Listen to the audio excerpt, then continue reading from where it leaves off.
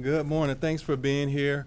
Definitely want to highlight the ongoing collaboration between Broward County Public Schools and the Sheriff's Office. Also, a big thank you to all of our law enforcement as we continue to collaborate for the purpose of ensuring that our schools are safe and secure. We definitely understand the impact that a safe and secure environment has on our academic performance of our students. It's one of the foundations of our schools every day to ensure that students understand that their environments are safe and secure, and it's also the catalyst to ensure they can focus on the things they need to while they're in our school buildings and engaging with our teachers and instructional staff. Good afternoon, good morning, folks. Thank you for joining us out here once again. Every single year we have an opportunity to launch a kind of pre-exercise, making sure that we increase or enhance our training protocols when it comes to the active threats that exist, not just in our schools, but throughout the entire community. Active shooter preparedness and response protocols have been kind of the bedrock of which I've stood our administration up, coming in back in 2019, reforming some of the shortcomings. And so knowing that we are responsible for a good bulk of the schools here, it's exciting to see what we're doing. From a training protocol, consistently we are putting our SROs through actionable scenarios where we're testing their skills as to whether or not they can respond effectively, going and making immediate contact and engaging these suspects and putting these threats down as fast as we possibly can. That's not just a BSO protocol, that is a national-based protocol for active shooter response protocols anywhere you go in this country. We've excelled in that arena. We've acquired all the national standards and certifications to make sure that we are performing very well. We've seen incidents take place in this county within the last few months with how we are responding with active shooter events. So I want this community, again, and our school board and our partners to know we're prepared, we're doing the things that are important, and we're going to continue to test our capabilities before bad things happen. So I'm delighted to stand here with the superintendent as well as Ms. Hixon from the school board to expand and perhaps answer some questions about what we're doing today. But it's a multi-tier approach where our deputies, our firefighters, law enforcement officers will collectively be working, looking at the response, and then looking at how we take out a threat and then transition into treating those people who are suffering from major injuries. I always kind of state this reminder, there's really a two-tiered approach for how we should be handling these active shooter events. One is to stop the killing. The most effective mechanism to do that is to engage the suspect and eliminate them as soon as possible. And then the second is to stop the dying, and that's where the tactical medical care comes in, being able to treat injuries using tourniquets, hemostatic gauze, and a multitude of other things that we've invested in, both with the school and independently as the Sheriff's Office. So I appreciate you all coming out here today and once again recording, recognizing the training we're doing, and then putting it back into the public so they can have some level of assurance before the school year starts. Here, as the Broward Sheriff's Office prepares school resource officers for the very important role they play on school campuses. My name is Debbie Hixon, and I am the Vice Chair of the Broward County School Board. And as many of you know, school safety is a topic that hits home for me.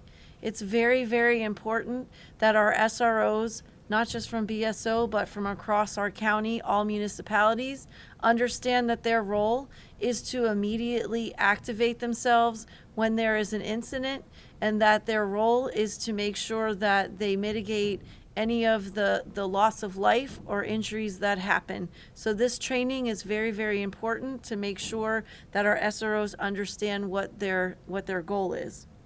It's not just important to train on active threats, but also de-escalation techniques so that many other situations that take place on our campus can be mitigated.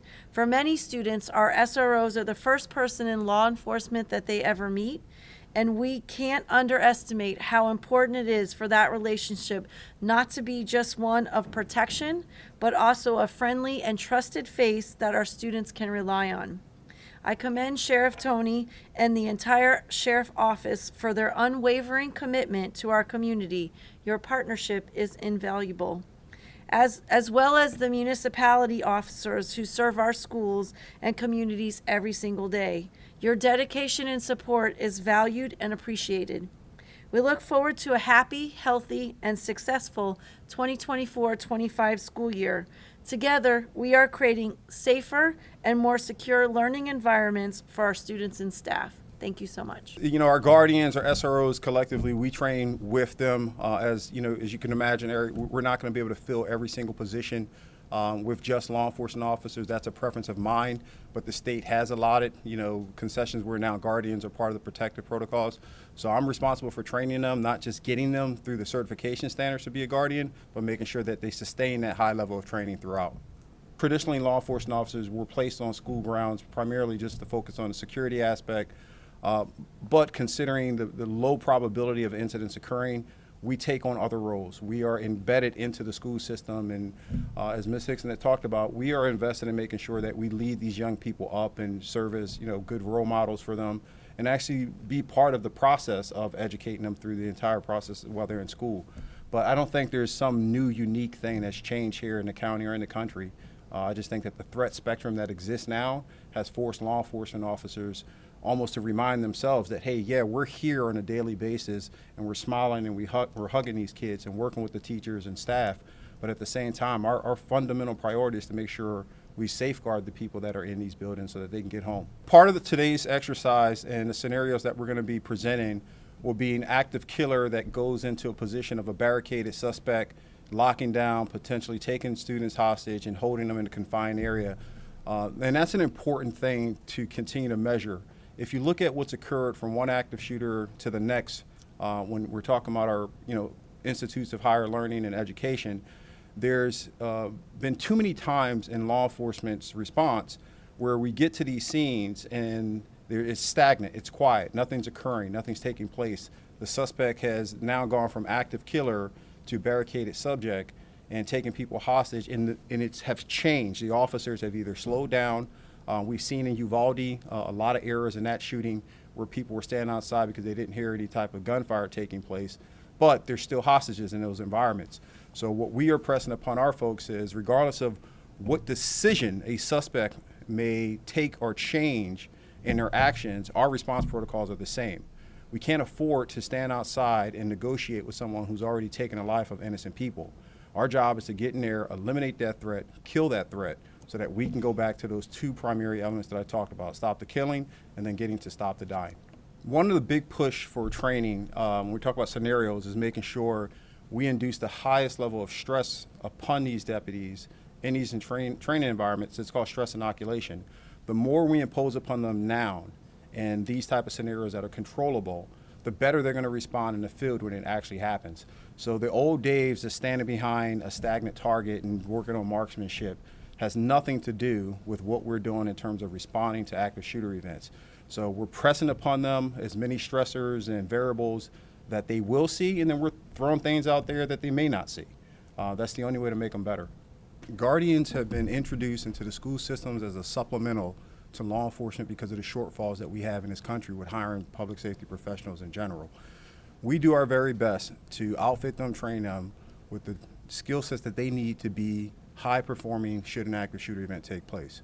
A guardian will never substitute the wealth of knowledge and experience that a law enforcement officer has that comes in with all the other skill sets, that years of experience, handling domestic incidents, being able to recognize certain signs and symptoms of violence. These are just certain unique factors that you're not going to reproduce between a guardian and a law enforcement official. But what we've given them is the skill set to be productive and stop these threats if it arrives on our campus. I have nieces and nephews all throughout the schools and friends, and they ask me the same question all the time. What's my positioning between guardians and law enforcement officers? So long as it's my responsibility, we're going to train them to the highest standard that we can. And if an option comes where that program no longer exists and we can fill the law enforcement vacancies that exist throughout this county, I will always lean towards officers first. This is an important time or a good option for me to talk about something that continues to happen every school year. We're going to get inundated with prank calls, threats that a shooter is going to take place, bombs are going to blow up, etc. And legislation was passed back in 2018 that became much more stricter and punitive in terms of how we hold people accountable. And they're getting charged with felony arrests every time. For my parents, to the kids who are getting ready for school, I'm going to say this again, I'm in year 6. None of this stuff is a joking or laughing matter. If you threaten or be part of a threatening protocol on social media or anywhere else, we are going to track you down and arrest you. It's unfortunate that this happens more times than not every single year, despite me standing here and saying this. but it's going to continue to happen. So do not allow your children to make a mistake, get a felony arrest on their record that they're probably not going to be able to get rid of. It's a joke now when you're 15 and 16. When you're 30-something years old trying to get a job, it's not a laughing matter. So parents, students, it's not a game. Be responsible.